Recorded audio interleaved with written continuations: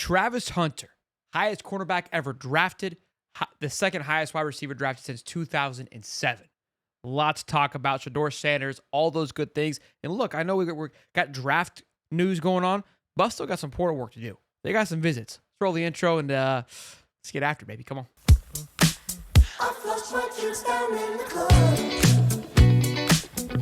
Good to see you. Smash the like button and subscribe. I think damn near 14,000 subs. Really appreciate y'all support as of late and all the comments and all the support. Also, I got confirmation I was a dummy. The reason why they're able to host in conference plays because the Big 12 doesn't follow that rule. It's just an SEC rule, meaning if they enter into the portal and you're already in the Big 12, you can still stay within the Big 12. So shout out to the comments for clarifying and straightening me up here. We're going to talk Travis Hunter going to the Jags. Obviously, my team. You guys see me rep the Jags. Love it. Super pumped that I get to continue to follow and support him. And the energy is already electric. We'll get all about that. And of course, the Shedeur Sanders. I've got a take on it. I've got my thoughts. I always do.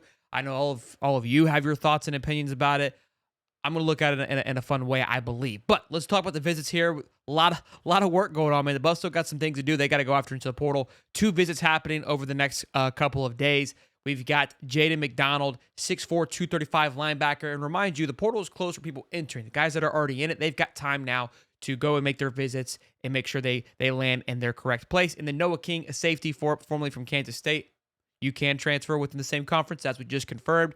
6'2", 200 pounds. He'll be visiting later on this week. So next weekend's the big one. Obviously, this weekend is tied up with, as we know, the NFL draft. That is the bread and butter as of now. So we'll keep an eye on these visits, and as more, I'm sure more will ramp up as we head into next week. Again, the draft's going to be the eye of attention right now. Once Shedeur and Shiloh go off the board, I think things will be able to settle in.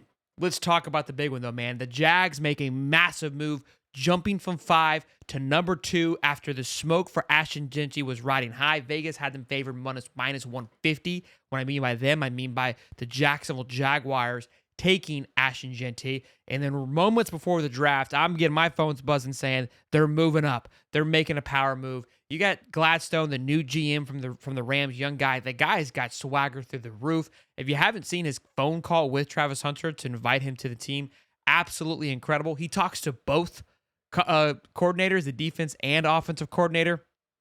They are being adamant that he will be utilized both ways. Gladstone said he is the number 1 cornerback available and the number 1 wide receiver. If you know anything about the Jaguars, cornerback is something they've been needing to go after for the last couple of years. Wide receiver, they've had talent. They go get Brian Thomas Jr. last year, was an absolute hit for the Jags. They lose Christian Kirk in a trade.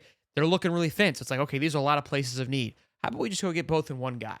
Let's go get both in one guy in Travis Hunter. So, look, man, I think a lot of people are wondering if he can play both ways. The one thing that I think we know as Buff fans is this kid's work ethic is unmatched. It's unknown.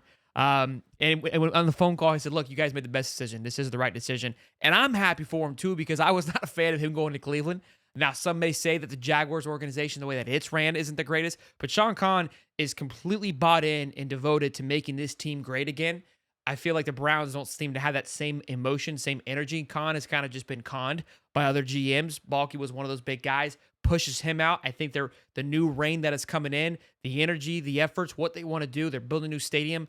The directions are in the right place. And now you've got Brian Thomas, Travis Hunter, Josh Allen, Trevor Lawrence. You've got the key pieces to go do what it takes. Just 2 years ago, they were at the top of their division.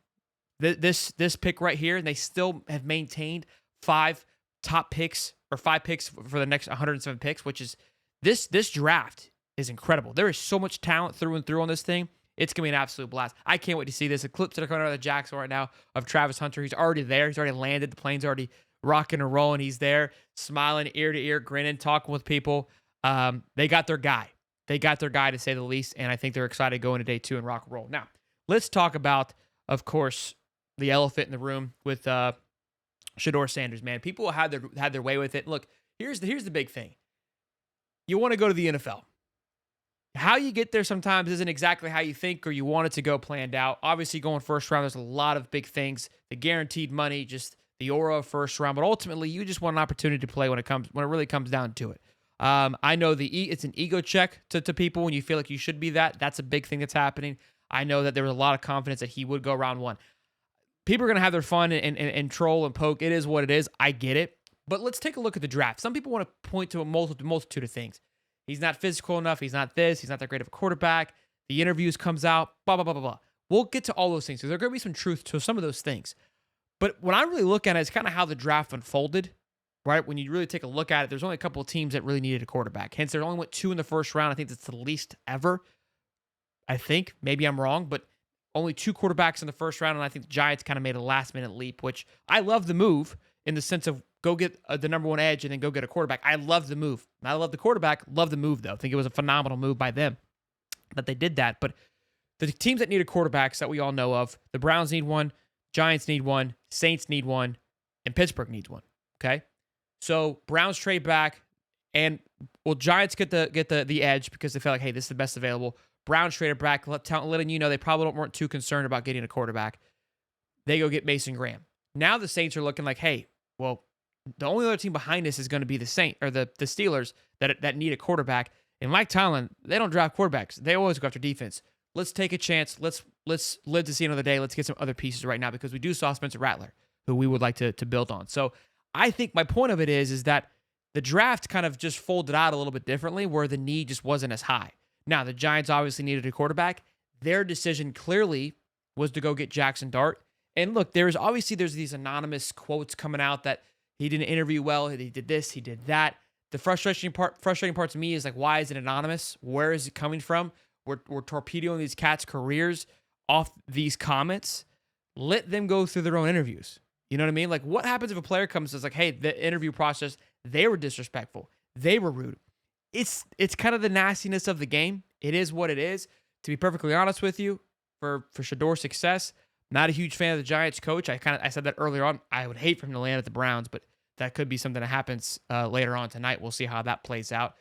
Would not mind the Saints and wouldn't mind the Pittsburgh Steelers. I think the Steelers are putting together just, once again, as a stud defense. But Tom will see what he's able to do with that offense. But really excited to see where he's going to be able to go today, man. I think people are having their fun and way with it. I'm not a big fan. I like Jackson Dart. Excited for him. Love to see what he's going to be able to do. If I had to pick between 2 quarterbacks, you know where I stand. I'm a big believer in Shedeur Sanders. This noise about mobility and not as athletic and just, it's all nonsense to me. I really don't understand it. If you go watch this cat's games, we all know that Shedeur can sling it. We all know that his pocket presence is above none. He's able to move. Like, the conversations are just kind of just baffling to me. So I quit worried about it. Where I'm at now, let's get this cat drafted. I'm ready to go see where he's going to play and just let's shut everybody up. Like, that's where my head's at. I'm ready to get going.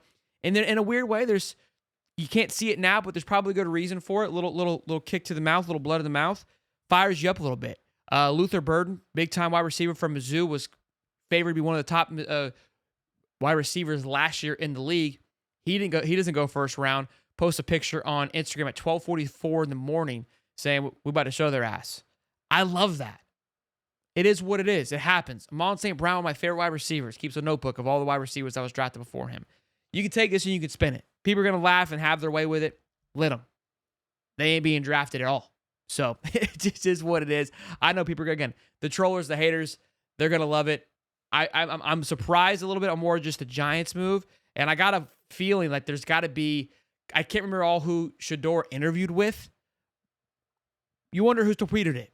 You kind of wonder who sabotaged it. You also look, I don't like to get into conspiracy theories, but you kind of take a look at the situation. The big guys, the big guns, who, the owners, the GMs, that obviously Coach Prime has kind of had words in his ways of handling things because just all of it's just egos. This was their opportunity to kind of get back, probably. Look, just because they're older doesn't mean they ain't petty. These old cats are petty. And look, that's just life in general. Y'all know this. I'm not saying it's okay, but as you get older, you kind of realize like you don't really mature. You're just still a young little punk kid that just looks older. You know what I'm saying? So we'll see how it all plays out. I love it. It's for me as a competitor. I think you take this energy and you make it thrive. So we'll see. Tonight should be fun on how these things shake up. Again, a lot of great players left. Let me know your thoughts though. Super pumped for Travis. Excited where Shedeur and Shiloh end up. Want to hear from you guys, though. Smash the like button, subscribe, and I'll see you on the next one. Peace and love, baby.